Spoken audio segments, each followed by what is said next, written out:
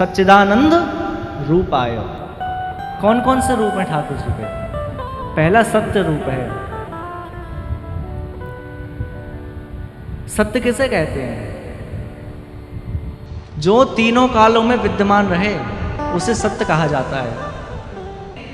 आज से 100 वर्ष पूर्व भी ठाकुर जी थे, आज भी ठाकुर जी हैं, और आज से 100 वर्ष बाद भी ठाकुर जी रहेंगे। उसी का नाम है सत्य। जो हमेशा विद्यमान रहे उसे कहते हैं सत्य। वही है सत्य स्वरूप। दूसरा चित। चित के कई अर्थ महापुरुषों ने किए हैं। पहला प्रकाश रूप। चित का अर्थ होता है प्रकाश। ठाकुर जी में कितना प्रकाश है? श्रीमद् भगवत गीता में लिखा है, दिवि सूर्य सहस्त्रस्य भवेद्युग पदुत्थिता यदि भासदृशी स्यात् भासस्तस्य महात्मना। कितना प्रकाश है ठाकुर जी में? हजारों सूर्यों के समान हैं।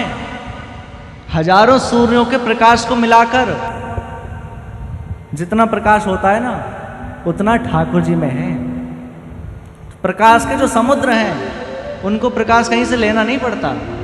तो पहला अर्थ तो है प्रकाश, दूसरा है ज्ञान।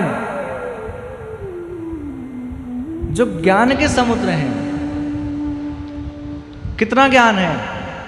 श्रीमद् भागवत के प्रथम श्लोक में कहते हैं ना, तेने ब्रह्म हृदय आदि कवये मुह्यन्ति यत् सूरया। जिन्होंने अपने संकल्प मात्र से ब्रह्मा जी को वेदों का ज्ञान प्रदान कर दिया।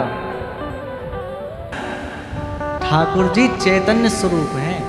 ठाकुर जी चैतन्य हैं। पहला रूप है सत्य, दूसरा है चैतन्य, तीसरा है आनंद। अच्छा, आनंद किसे कहते हैं? हम लोग सोचते हैं कि सुख ही आनंद है,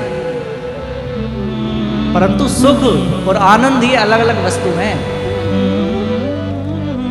संसार से हमें जो कुछ प्राप्त हो रहा है वह है असुख। और एक बात कहें, सुख में लिमिटेशन होती है, एक सीमा होती है सुख की, और एक सीमा को पार करने के बाद वह सुख कम होने लगता है।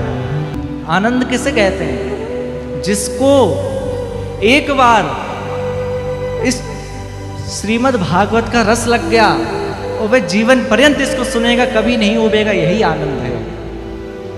आप बताओ, कितनी सारी कथाएं आपने सबने सुन रखी हैं, परंतु कभी मन भरता है? नहीं भरता। ऐसा लगता है और सुनते जाएं और सुनते जाएं। इसी का नाम है आनंद, जो कभी खत्म ना हो, जो कभी कम ना हो, वही है आनंद।